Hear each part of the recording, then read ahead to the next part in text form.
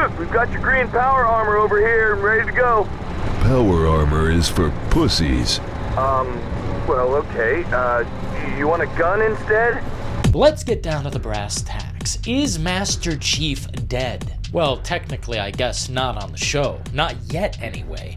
We'll see if that happens, but the reality is, Master Chief has changed over time, and he is not exactly what he used to be. Being the frontman for Xbox is quite a prestigious title, and I don't think Master Chief is slipping.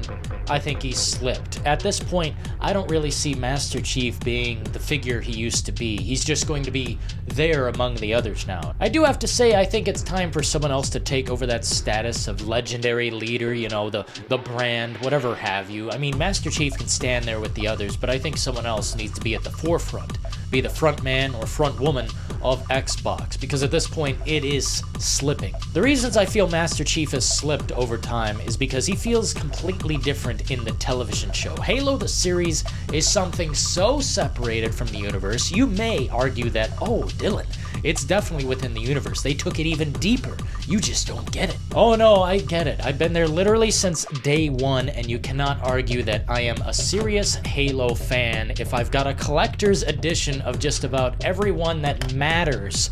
Let's get down to it. I am a true fan of Halo, unlike these people who bend the knee for Halo Infinite for no damn reason. Are you playing it right now?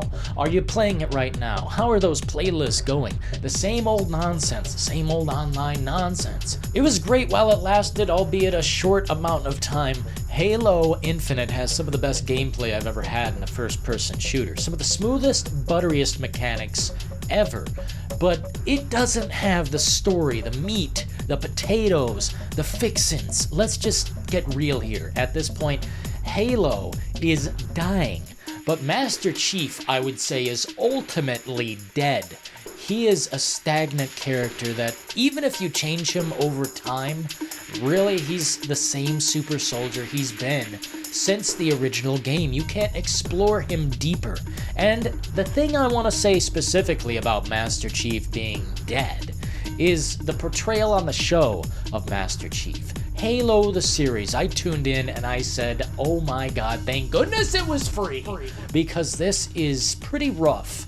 I don't think I'm going to continue tuning in because the elites look weird, the CGI is sometimes okay, and it's just really a show that I don't know how they're going to evolve. Because, well, what happens when the Flood comes onto the show, right? The Flood being one of the greatest threats on Halo. Now, I know people will say, oh, Dylan, they already said they're not going there, mister. If it makes enough money, they'll try and go anywhere. But I don't think they've got the guts to do that kind of terrible CGI. Because frankly, I haven't seen any CGI that can handle it. I mean, even The Walking Dead has its moments where, oh my god, it looks like trash. But let's hop out of that territory and just talk specifically about the character Master Chief. He took his helmet off in episode damn 1. When Master Chief takes off his helmet at the halfway mark of episode 1, I don't consider it even close to being a potential turning point, because they did it on episode 1.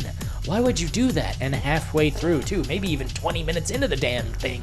And when Master Chief told the joke, it really took me out of it. I mean, Master Chief doesn't tell jokes. That is really odd that he would do that. The director, the writer, and the producers all control the actors. Therefore, you can't blame Master Chief acting differently when he has his helmet off. My concern of this portrayal of the character lies mostly within the way he acts when he takes his helmet off. Master Chief, when he takes his helmet off and you see the actor's face, fine face, looks like Master Chief would look, but he emotes more, a whole lot more.